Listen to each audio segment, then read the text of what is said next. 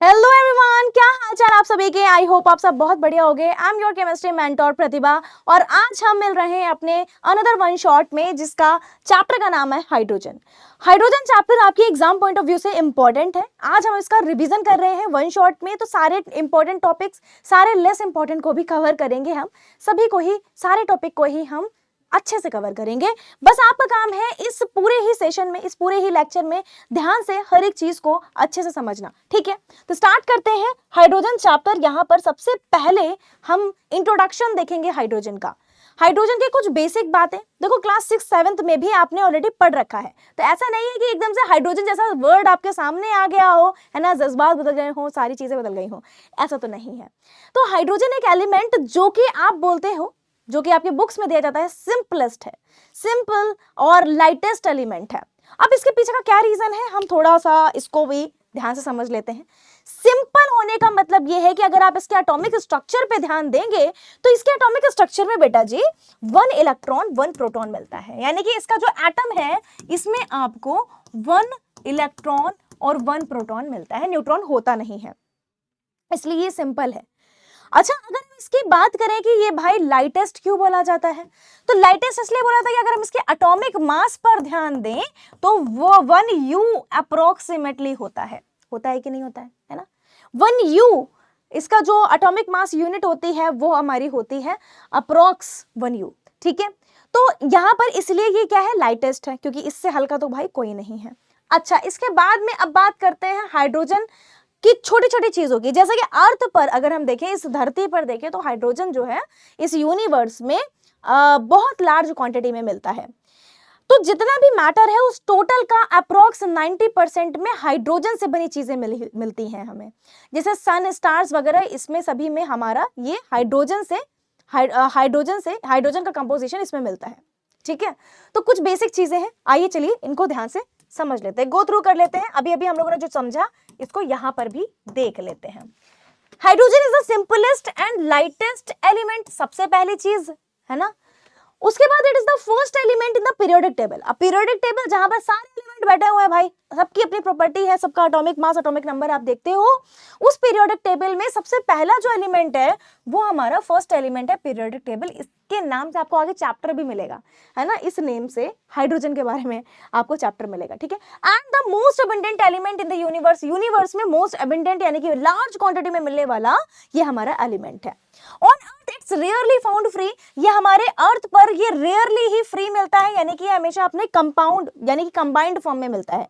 ये कंपाउंड्स में मिलता है, एसिड्स, बेसिस में, ऑर्गेनिक सब्सटेंसेस में मिलता है ये, ठीक है। तो यहाँ पर आप देखोगे कि on earth it is rarely found free, mostly present as part of compound like water, organic substance, है ना, एसिड्स, बेस। जैसे आप लोगों ने देखा होगा जब हाइड्रोकार्बन्स आपने पढ़े थे, मीथेन, है ना, इथेन, ये आपने नाम सुने होंगे, इनको कहते हैं हाइड्रोकार्बन्स। उनमें आपको क्या नजर आ रहा था, हाइड्रोजन। कार्बन और हाइड्रोजन से मिलकर के बने हुए कंपाउंड्स को हम हाइड्रोकार्बन कह रहे थे, ठीक है। तो हाइड्रोजन के बारे में आपने कुछ 3 से 4 से 5 पॉइंट्स पढ़े जो कि इंपॉर्टेंट है। इसके अलावा हम अगर हाइड्रोजन के अकरेंस की बात करते हैं, अगर तो हाइड्रोजन कहाँ कहाँ कैसे कैसे मिलता है, तो मैटर, अगर टोटल मैटर जो हमारा है यूनिवर्स में उसका up to 90%, approximately, up to not up to, approx 90% तक यहाँ पर आपको हाइड्रोजन मिलता है of the matter in the universe. Earth की बात करें अगर, तो free hydrogen is scarce, free hydrogen मिलना बहुत मुश्किल है, जैसा पीछे पढ़ा था, only small traces in atmosphere, volcanic gases, ETC, okay. अगर हम कंपाउंड्स में देखें तो अभी पीछे पढ़ा था कि एसिड, बेसिस और कार्बोहाइड्रेट्स, प्रोटीन वगैरह, इन सभी में, इवन हाइड्रोकार्बन्स में, वाटर में हमारा जो हाइड्रोजन है वो मिलता है। ये तो कुछ बेसिक चीजें हो गई। अब बात करते हैं हाइड्रोजन की डिस्कवरी, थर्ड टॉपिक जो आपका आता है। तो इसकी डिस्कवरी के लिए सबसे पहला जो नेम आता है जो आपको याद रखना होगा, that is the Robert boil.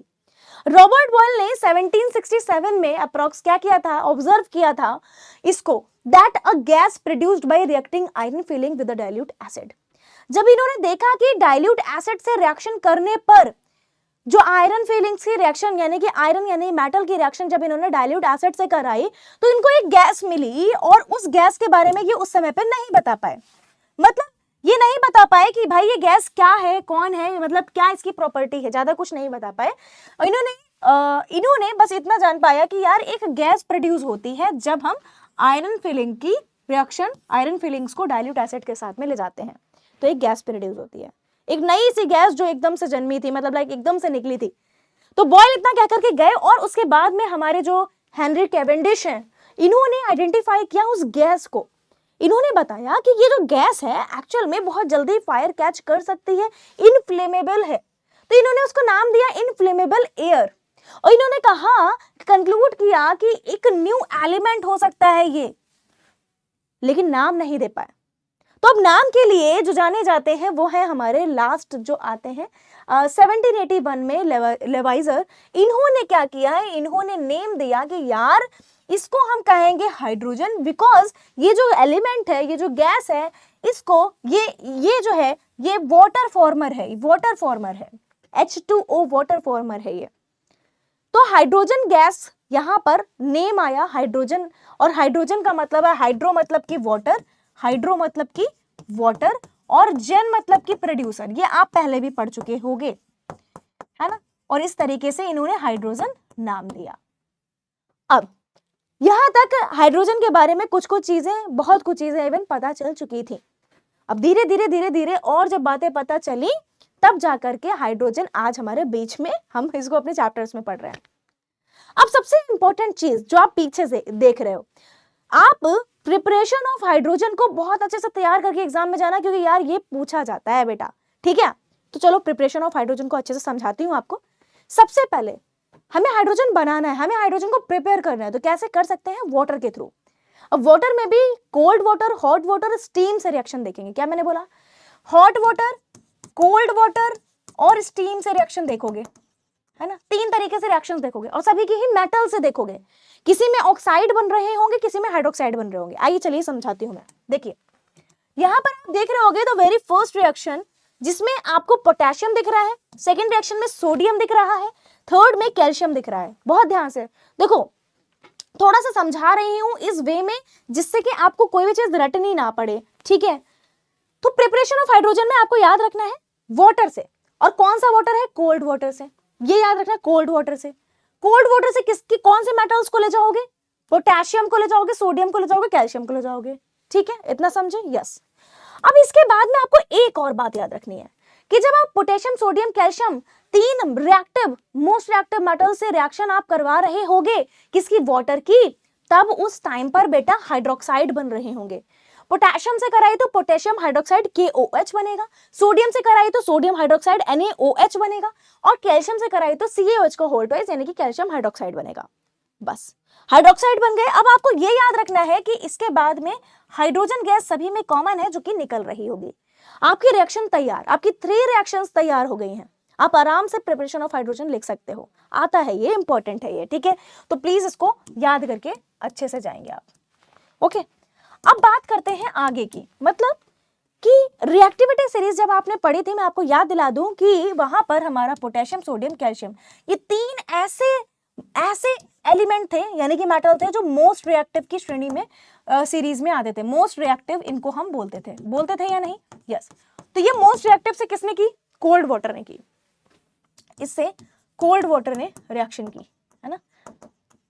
ये गए कोल्ड वाटर के साथ में। अब आती है बात हॉट वाटर की, तो हॉट वाटर के साथ में मैग्नीशियम, यहां पर आप याद रखेंगे हॉट वाटर के साथ में मैग्नीशियम, इसमें भी आपका हाइड्रोक्साइड बनेगा। तो मैग्नीशियम की जब रिएक्शन H2O से करवाई, हॉट वाटर से कराई, हॉट याद रखिएगा, हॉट वाटर से कराई, तो बेटा मैग्नीशियम हाइड्रोक्साइड बना, और हाइड्रोजन तो प्रोड्यूस होगी ही होगी, क्योंकि प्रिपरेशन ऑफ हाइड्रोजन हम कर रहे हैं जिसमें मैग्नीशियम OH को लेकर के, मतलब मैग्नीशियम हाइड्रोक्साइड आयन बना, हाइड्रोक्साइड आयन जो है उसके साथ गया, मैग्नीशियम हाइड्रोक्साइड बनाया, और H2 गैस जो हाइड्रोजन बचा था वो H2 गैस फॉर्म हो गई उसकी, ठीक है।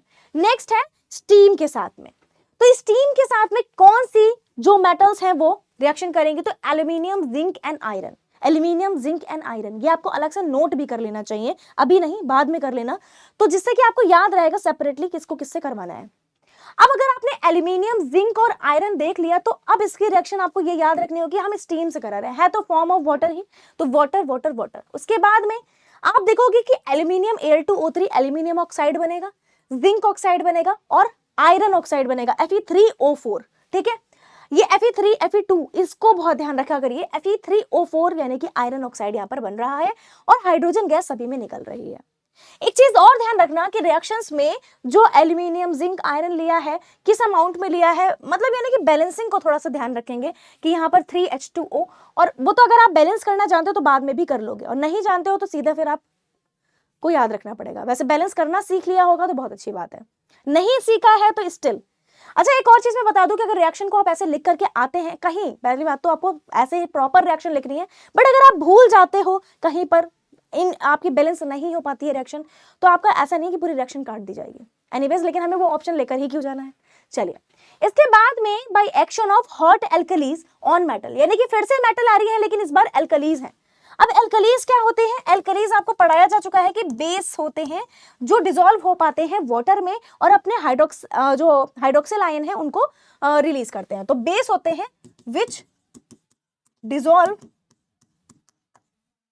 इन वाटर, जो वाटर में क्या करते हैं? डिसॉल्व हो पाते हैं। Base which dissolves in water and produce OH ion and produce OH ion. ठीक है, चलिए, तो हमारे कौन कौन से होते हैं एल्कलीज? NaOH, CaOH का होल ट्वाइस और KOH। तो NaOH सबसे पहले देखेंगे एल्यूमिनियम के साथ में, मेटल के साथ में, एल्यूमिनियम के साथ में एल्कली देखेंगे, एंड यहां पर आप देखोगे सोडियम एल्यूमिनेट फॉर्म होगा और हाइड्रोजन गैस हमारी निकल जाएगी। ठीक है, इसके बाद जिंक और सोडियम हाइड्रोक्साइड की रिएक्शन देखोगे तो सोडियम जिंकेट बनेगा बेटा और हाइड्रोजन गैस निकल जाएगी। इसके बाद जब आप लेड को देखते हो तो सोडियम हाइड्रोक्साइड के साथ में रिएक्शन होती है इसकी अगेन, और सोडियम प्लम्बेट बनता है और हाइड्रोजन गैस निकलती है। यानी कि यहाँ पर एल्यूमिनियम जिंक और लेड बदला, बाकी एल्कली आपने NaOH लिया तो आपका क्या बन रहा है? Sodium zincate, sodium plumbate, sodium aluminate. ठीक है, चलिए आगे बात करते हैं dilute acids with metal. Dilute acid में आप डाइल्यूट H2SO4 ले सकते हैं या फिर आप डाइल्यूट HCl ले सकते हैं। इनकी रिएक्शन आपको करवानी है मेटल लाइक मैग्नीशियम से, जिंक से, है ना, और आयरन से करवा सकते हैं। बहुत ज्यादा रिएक्टिव भी नहीं, बहुत कम रिएक्टिव भी नहीं। ठीक है, तो मैग्नीशियम से सल्फ्यूरिक एसिड डाइल्यूट की करवाई तो हमारा मैग्नीशियम सल्फेट बना और हाइड्रोजन गैस निकली। जिंक की जब H2SO4 से बनाते हो अगेन वही ZnSO4 बनता है और हाइड्रोजन गैस निकलती है। सेम रिएक्शन आप HCl के साथ होते देखोगे, लेकिन क्योंकि यहाँ पर HCl है तो यहाँ पर ZnCl2 बनेगा और यहाँ पर FeCl2 बनेगा, हाइड्रोजन गैस निकलेगी ही निकलेगी। ठीक है, ये किसके साथ होगी? डाइल्यूट एसिड्स के साथ में रिएक्शन आपने देखी। अब इसके बाद एक रिएक्शन और आती है, ये रिएक्शंस को आपको सेपरेटली इसको डिकोड करवाया है मैंने कि यार देखो यहाँ पर सब में वाटर निकल रहा है, जब आप यहाँ पर हॉट के साथ में ये मेटल ले रहे हो, एल्कलीज के साथ में ये वाले ले रहे हो, NaOH ले रहे हो, या आप KOH ले सकते हो, तभी भी आप बना लोगे सेम। ठीक है, तो ये आपको ध्यान रखना पड़ेगा, ये थोड़ा सा डिकोडिंग करनी आनी चाहिए, रट्टाफिकेशन वाली चीजें नहीं करना है, नहीं तो भूल जाओगे।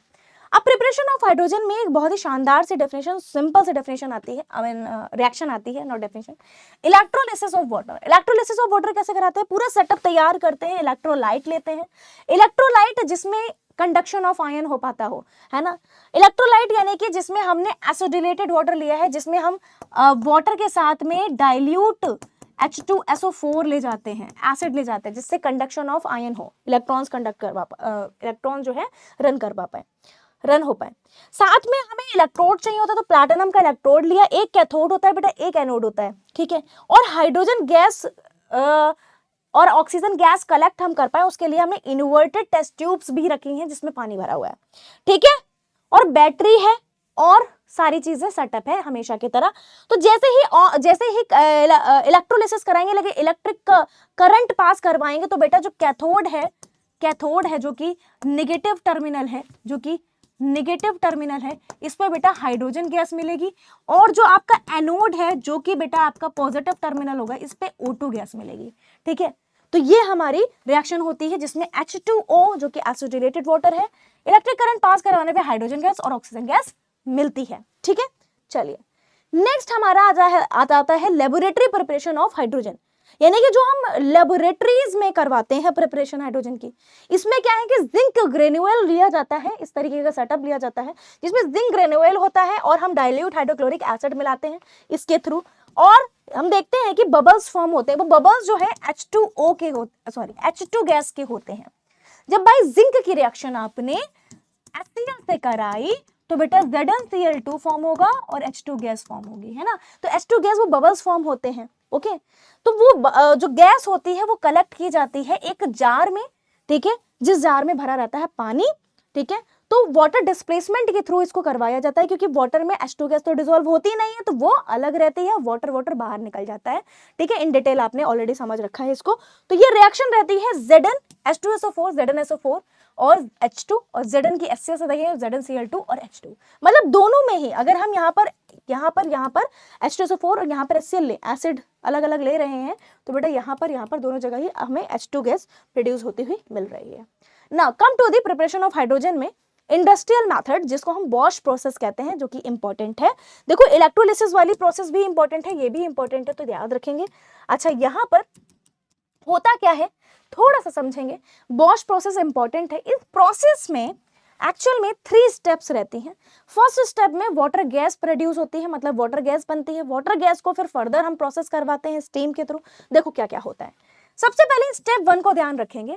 स्टेप 1 में जो रेड हॉट कार्बन यानी कि कोक होता है, जिसमें कार्बन मिलता है, उस कार्बन पर हम स्टीम पास करवाते हैं।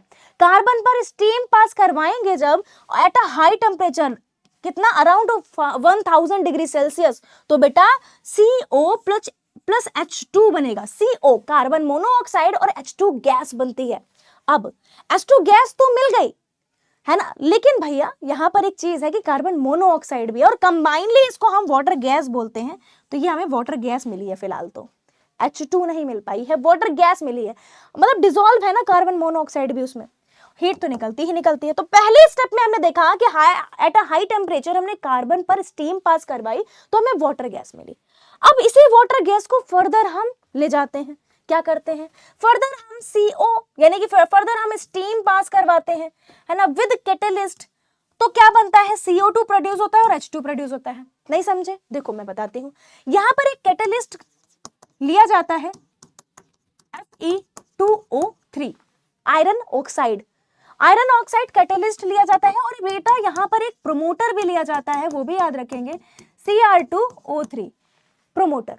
कैटलिस्ट का काम होता है रेट ऑफ रिएक्शन को बढ़ाना, यानी कि रिएक्शन की स्पीड को बढ़ाना, और प्रोमोटर का क्या काम होता है, इफिशियंसी में मदद करना, इफिशियंसी बढ़ाना, कैटलिस्ट की इफिशियंसी बढ़ाना, कैटलिस्ट को स्टेबल बनाना, खराब होने से बचाना, देर तक और अच्छी स्पीड और रिएक्शन को फास्ट करवाना, प्रोमोटर का काम होता है। तो कैटलिस्ट Fe2O3, प्रोमोटर Cr2O3 यहाँ पर यूज होता है इस रिएक्शन में, जहां पर कार्बन मोनोऑक्साइड और H2 यानी कि वाटर गैस ली जाती है, उस पर स्टीम पास करवाई जाती है, एंड 400, इसको इतना ओवरराइट नहीं कर रही हूं मैं जिससे आपको विजिबल हो पाए, 450 degree Celsius 450 degree Celsius temperature पर इसको ये रिएक्शन करवाई जाती है, और कार्बन डाइऑक्साइड बनता है और हाइड्रोजन गैस बनती है, मोर अमाउंट में, मोर हाइड्रोजन गैस बनती है।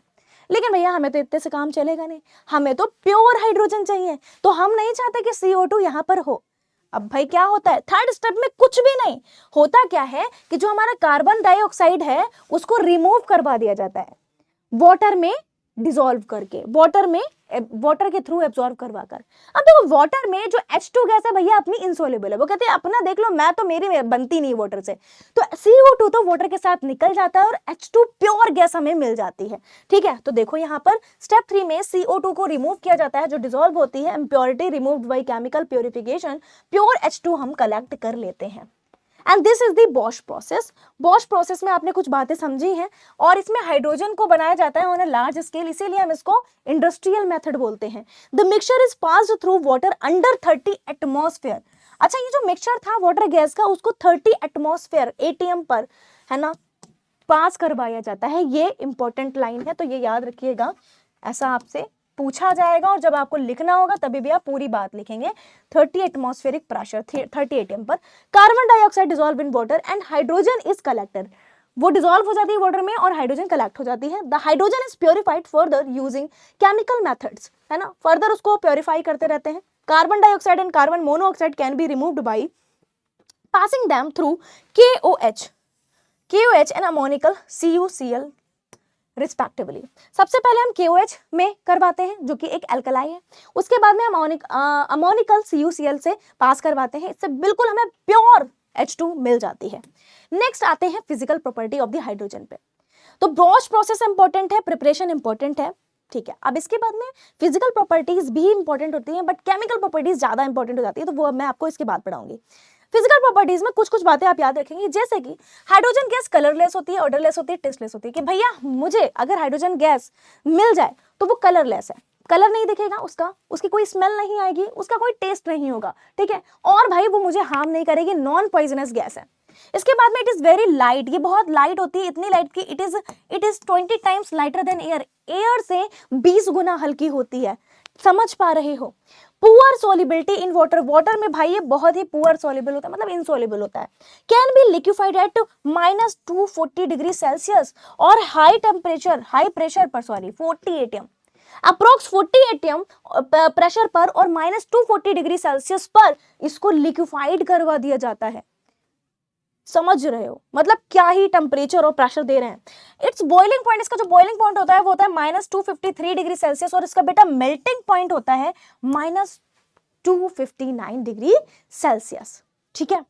तो इतना इसका नंबर जो है आप याद रखेंगे, boiling point, melting point and liquefied at the -240 degree Celsius and 40 ATM pressure.